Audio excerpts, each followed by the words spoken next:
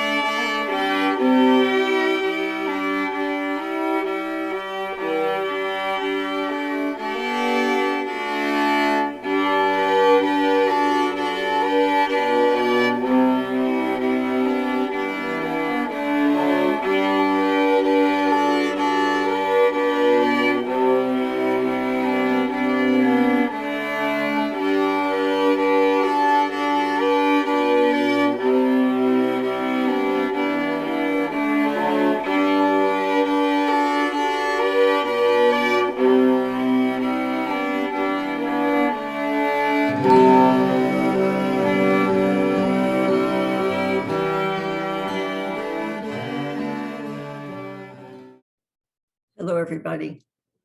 It's good to see so many people. So welcome to Indigenous Health, the Call to Action. It's our first anti-Indigenous racism workshop, and it's presented by the Interfaith Liaisons Network of the Victoria Multi-Faith Societies. So we're very fortunate today to have Karen Pruden Shirley to present the workshop. Karen is a member of the Métis Nation from a family with roots in the Red River settlement. She was the first Indigenous woman graduate of UBC Law School to be called to the bar in British Columbia. In 1986, Karen joined Stephen Point, who would later become Lieutenant Governor of BC, in founding the first BC law firm that had both all Indigenous lawyers and an all Indigenous staff. She also served for almost 25 years with the Department of Justice, Canada, and is now happily retired. So at this point, I'm going to hand the presentation to Karen, and she will lead you through the workshop. Thank you. I begin today by recognizing and acknowledging out loud that I am coming to you virtually today from the land on which I live, which land is within the traditional and unceded territory of Coast Salish peoples, those who speak the Halkomelem language, and specifically the traditional and unceded territories of the Kwantlen and Katzie nations of the Stalo peoples, and the Semiahmoo First Nation and the Tsawwassen First Nation. I want to thank you all for coming online today and for taking this time from your schedules to attend this Victoria Multi-Faith Society workshop. And I thank Terry and Sheila for inviting me to be here with you, especially the two of these because they have been most helpful. The goal of this workshop is to look at the relationship of individual and systemic racism through the lens of health and healthcare. Now, although healthcare in Canada is largely provincial, healthcare for Indigenous peoples is a federal responsibility. And several of the Truth and Reconciliation Commission recommendations that we're going to hear about today are devoted to health and healthcare. So to start, we're going to watch two very short videos which have made the news in 2020, 2021, and which have really provoked widespread concern. There's always the, did she get that job because she deserved it? Was it just handed to her? Does she have the qualifications? Racism dogged Dr. Kona Williams throughout medical school, following her even after she got her degree. It happens every single day. And I think that needs to be realized and taken seriously before we can move the next step as to what do we do about it. Systemic racism also affects patients, a reality graphically captured last year by a Quebec First Nation mother. Joyce Echequan recorded medical staff mocking her as she lay dying. Echequan's death prompted high-level meetings today and yesterday between government officials and Indigenous health experts. There has to be a transformation of power. That transformation will come in the form of legislation. Consultations are starting to hand over the delivery of healthcare to First Nations, Inuit, and the Métis Nation. The goal is to create Indigenous-led health authorities, hire more Indigenous health professionals, and make Indigenous patients feel comfortable seeing nurses and doctors. We need to define the quality of healthcare to include cultural safety. This law professor recently found widespread inequality in a review of BC's health system.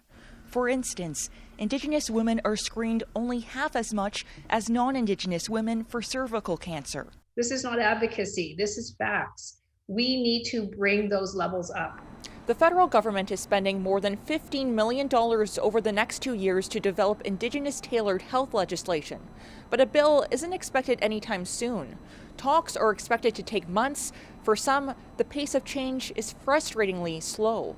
Olivia Stefanovic, CBC News, Ottawa. Here's the next one. I really, really miss her. Debbie Kuhn died in 2008. An inquest found she suffered from a head injury, but her niece said healthcare staff first presumed something else. Every single one of them looked at her and saw her as a drunk Indian that needed to sober up. And she didn't get the proper assessment. She didn't get the proper treatment she needed that could save her life. One example of what a new report calls widespread racism in the healthcare system, which is leading to worse outcomes for Indigenous patients. Literally, the report includes multiple comments that I heard of people saying, I would rather die and not get the needed healthcare treatment than go back into that system and get it. A former judge was asked to investigate after BC hospital staff were accused of playing a game which involved guessing the blood alcohol content of Indigenous patients. She found those allegations were unsubstantiated, but heard about plenty of other problems. Thousands were surveyed. Among the findings, 84% of Indigenous people reported experiencing racism or discrimination in the healthcare system. More than half of Indigenous healthcare workers said they experienced the same while on the job. The report laid out 24 recommendations. It called for better support for those who speak up about racism. It said there needs to be more training and schools should do more to recruit Indigenous students into healthcare programs. If we can change the way the system is currently working and bring anti-racism measures into place, then hopefully we'll see an improvement in health status of Indigenous people. The BC government offered an apology today. Racism is toxic for people and it's toxic for care. Officials promised to move quickly on the recommendations, particularly because lives are at stake now, as the pandemic and the opioid crisis are disproportionately affecting Indigenous people. Briar Stewart, CBC News, Vancouver. I want to read to you now a story, a true story, that was written by an Indigenous author who is Robert Jago. He is a member of the Kwantlen First Nation and the Nooksack tribe in the United States.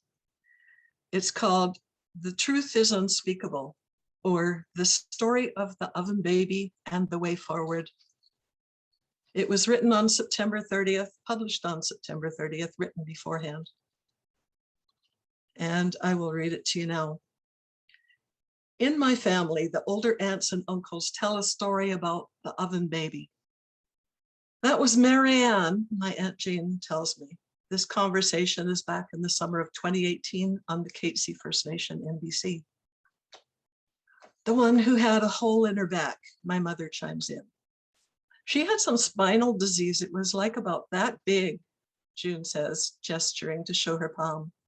Almost bigger than the rest of her, and they used to keep her in the oven to keep her warm. They explained to me that it was a wood burning stove with a small cloth-lined drawer. My grandma had a baby every year for nearly 2 decades throughout the 50s and 60s. I have a lot of aunts and uncles, and like all of them, Marianne was born at home. Giving birth at home wasn't a choice. While Canada doesn't keep statistics on home births, just non-hospital births, statistics from the United States show that only about 1% of births were at home by the mid-1950s. First Nations people, like my grandmother, gave birth at home because they were denied access to regular hospitals. Canada's white population didn't want First Nations people in their hospitals.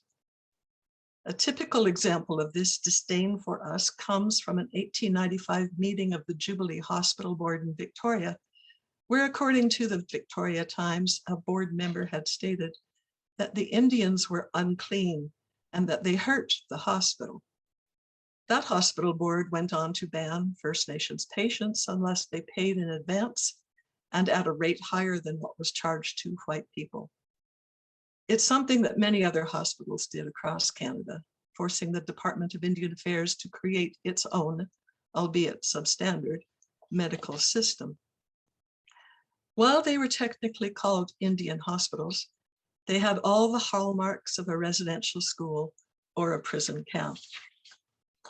The Indian hospitals were places where medical experiments were performed on children without the consent of their parents, where First Nations people were imprisoned against their will, and where it was a crime to refuse any treatment that was ordered for you. The result was that Grandma Mary was left to her own devices to bring her family into the world. Her husband, my grandfather, was a fisherman and was away at sea 11 months out of the year.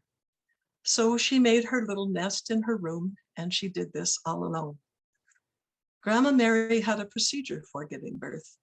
Before she was due, she would take everything she needed into her bedroom, water, towels, and according to June, a new pair of scissors in her room that she never used for anything else.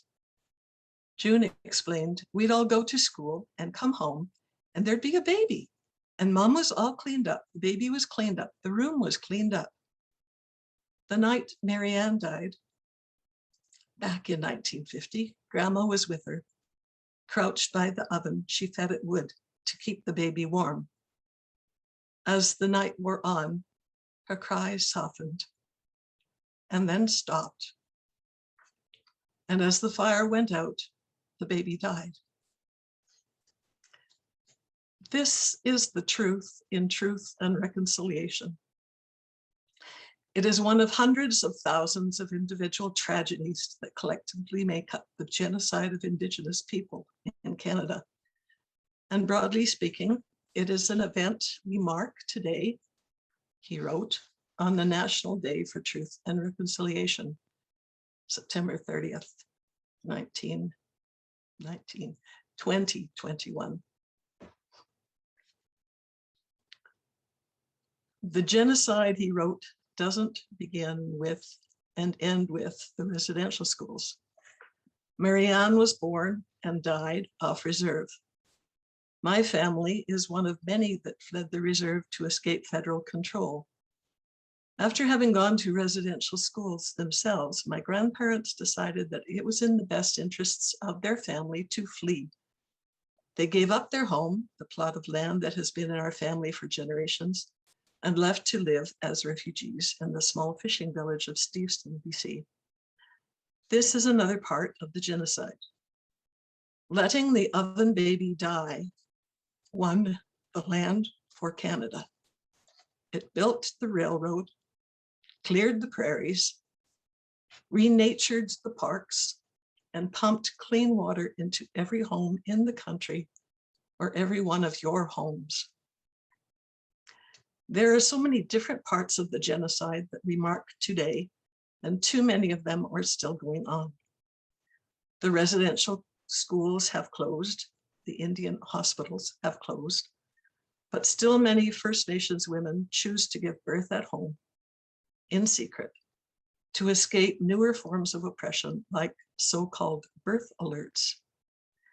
These are orders that a provincial child welfare agency gives to a hospital so that the agency is informed when a baby is born to a targeted mother.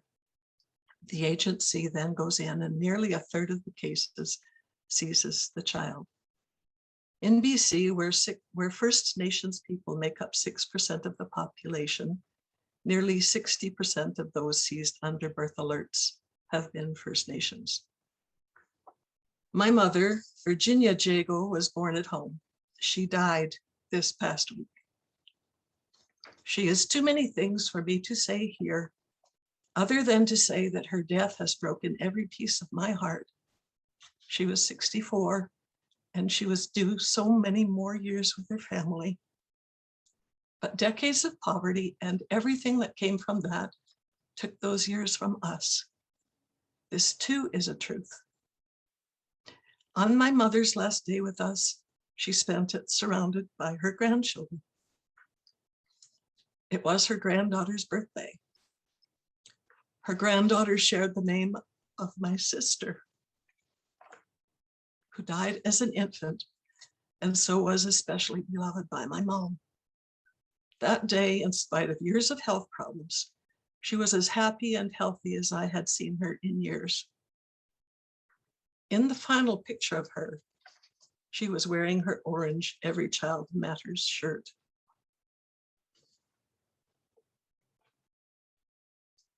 I would like to now go from there to share my screen with you and a short presentation that I've developed on PowerPoint. Hopefully this works.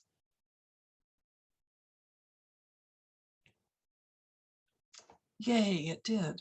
I just have to figure out now how to turn it into a slideshow. Hopefully it's this one. And maybe this one. Okay. I'm a lawyer. I'm not a doctor. But today I'm coming to you to talk to you about these important matters. There are those who actually are doctors, Indigenous doctors. I'm trying to get my chat out of the road so I can talk to you better. But these are some of the people, Indigenous doctors, who are newly come to the medical profession. Some of them have been at it for 20 years and more, but I would like to introduce them to you. The woman on your left, in both her office attire and her doctor's uniform, is my daughter, Cecilia Elbaro, Cecilia Shirley Elbaro, who is a pediatric cardiologist. She did her fellowship at BC Children's Hospital and has gone on from there. She now works as a pediatric cardiologist at the University of Illinois Medical School. The gentleman next to her in the glasses is Dr. Lyndon Crowshoe. He is a Blackfoot primary care physician and researcher of the Piikani First Nation. He is an associate professor in medicine and assistant dean of Indigenous health at the University of Calgary. The woman below him is Dr. Angeline Letendre. She is a nurse building on more than 2 decades of frontline nursing experience. And she has contributed to Indigenous nursing and is the holder of a PhD. So she is a doctor in nursing. The lady in the black t-shirt is Dr. Cornelia Wyman from Little Grand Rapids First Nation in Manitoba. She completed her medical degree and psychiatry specialty training at McMaster University. She is Canada's first female Indigenous psychiatrist with more than 20 years of clinical experience. Underneath her is a picture of Dr. Nadine Caron, who is an Ojibwe, a general and endocrine surgeon, assistant professor at the University of British Columbia. And when she graduated from the University of British Columbia's medical school, she was the top graduating student. She was the first female First Nations student to graduate from UEC's med school, and she won the Hamburg Gold Medal. The gentleman on your far right, you might recognize as Dr. Evan Adams, an actor and a doctor. He completed his medical doctorate from the University of Calgary in 2002 and a residency in the Aboriginal Family Practice Program at St. Paul's. I feel like I'm standing on the shoulders of giants when I see these people. They have been through a lot to get them to where they are, and we need more like them. What is the TRC report? The Truth and Reconciliation report has been done by the TRC Commission of Canada, who it was officially established in 2008. It had the responsibility of documenting the history and the impacts of the Canadian Indian residential schools on Indigenous people, the students and their families. And across the country, the commission went holding public and private hearings and listening and making record of what they heard. They emphasized, the TRC Commission emphasized that it held as a priority to display the impacts of residential schools to Canadians who have been kept in the dark about these things for so many years. And in 2015, they released their executive summary of their findings. I want to show you now 7 calls to action that came out of that and where we're at. Call to action number 18, we call upon the federal, provincial, territorial, and Aboriginal governments to acknowledge that the current state of Aboriginal health in Canada is a direct result of previous Canadian government policies, including residential schools, and to recognize and implement the healthcare rights of Aboriginal people as identified in international law, constitutional law, and under the treaties. There is an Indigenous watchdog, maybe even a couple or more in Canada, who keep track of such things. The Indigenous watchdog status update for this month, very recently, shows that the current status is stalled and the previous status was stalled.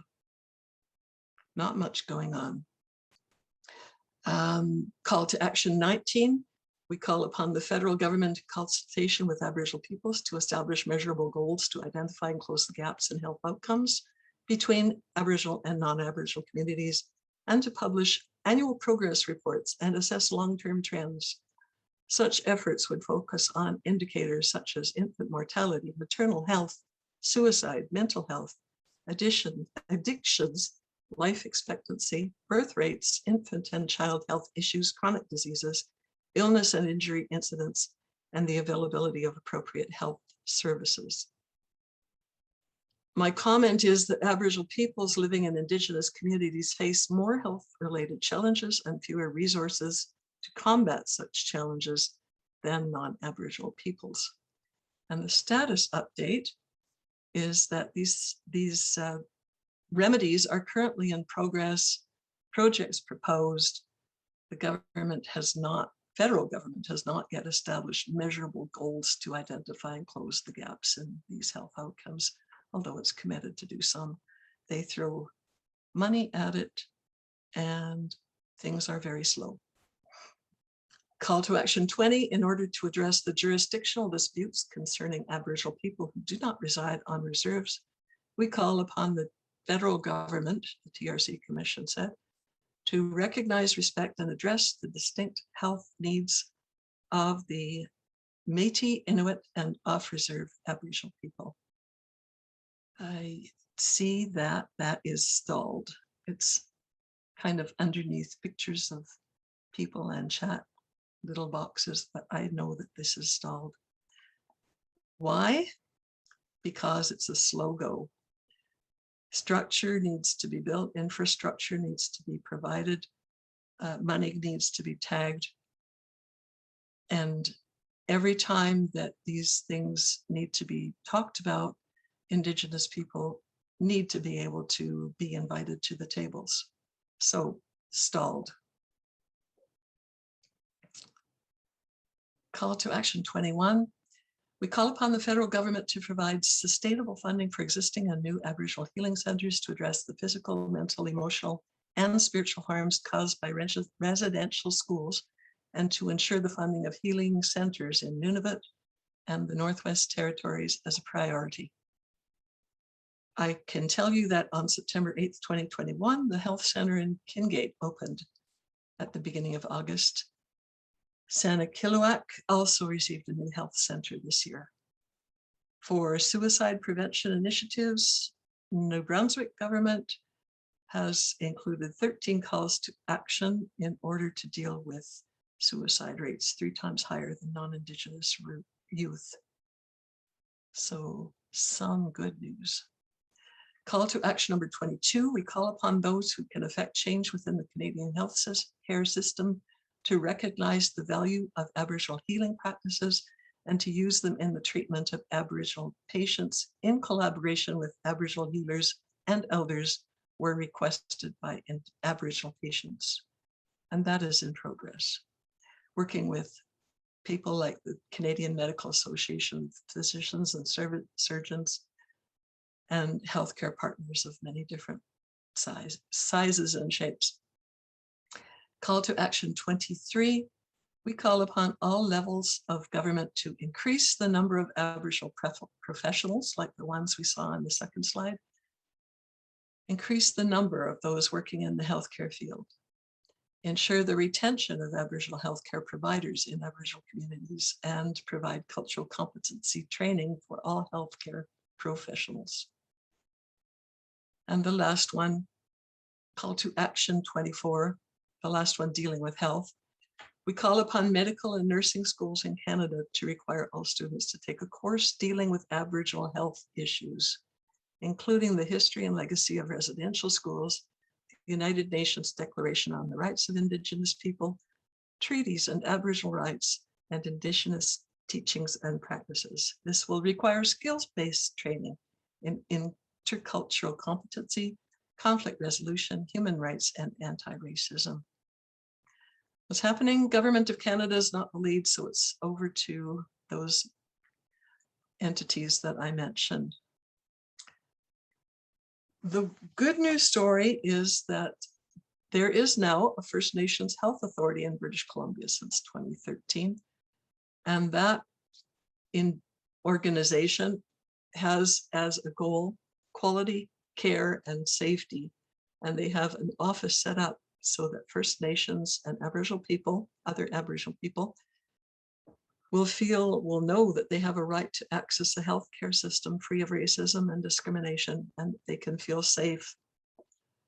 They have a complaint process in existence, where First Nations individuals, their families, their communities can raise concerns and hopefully receive a timely response without fearing retribution or an impact on their health services and care. I put this slide up just to let you know that there is a need for cultural safety still. The COVID-19, this is an article published this past week, October 18th, to point out that COVID-19 cases disproportionately affect Indigenous communities in BC. That the vaccination rates for ages 12 and above are in the 88% range for total population. For First Nations, they come in at 75. After me reading this story of the little oven baby, maybe you can see that part of the reason for a lower vaccination rate for First Nations is possibly fear, resistance, distrust, and there is a need for cultural safety in the medical professions and system in BC. This last slide I'm showing you talks about leading a framework for cultural safety and humility. If you see my little arrow down here in this bottom left-hand corner, it says, name the elephant in the room. Indian Act, residential schools, colonial ideologies, and it says the past is still with us. And if you see up here in the upper left-hand corner, a declaration of commitment signed in BC that is supposed to lead us to cultural awareness, cultural sensitivity, cultural competency, cultural safety. I really like this little infographic thing. Here are some of the goals that First Nations and other Aboriginal people would want to see, leading to a cultural humility that results in safety. Transforming the system is a goal that is very admirable, and it involves mutual respect, understanding, and reciprocal accountability. The First Nations Health Authority of BC has a vision for that, and this is their vision here in the upper right-hand corner. And the results that they want to see are down here at the bottom, where Indigenous people can take the feelings of guilt and outrage and anger at the past history and become part of the solution to change the leadership. We need strong accountability, and the suggestion box suggests that more complaints of Indigenous racism need to be brought, need to be addressed, and need to be resolved. And down in this lower right-hand corner, there is an encouragement that we can run or we can lead out and change leadership and change the way things have been. So that is where we are. And the next item on the agenda is the breakout rooms with 25 minutes to discuss these questions, 1, 2, and 3. What was your personal reaction to the racism? What surprised or disturbed you? How does individual racism relate to systemic racism? And what actions could be taken to decrease or eliminate racism in healthcare?